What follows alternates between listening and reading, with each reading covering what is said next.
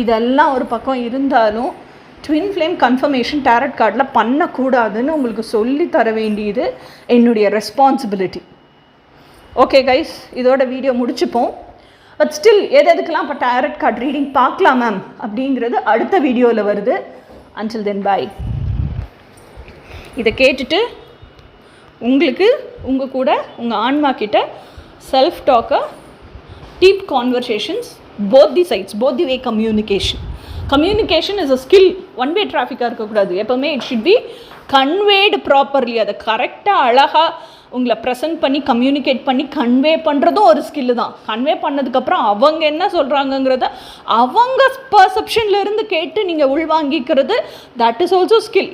அதை உள்வாங்கினதுக்கப்புறம் உங்கள் லைஃப் பர்செப்ஷனில் அதை அப்ளை பண்ணி நீங்கள் ஞானம் அடைகிறதுங்கிறது அடுத்த ஸ்கில். ஸோ இதெல்லாம் டெவலப் பண்ணிக்கோங்க. ஸோ நெக்ஸ்ட் வீடியோவில் பார்ப்போம். அன்டில் தென் பாய்.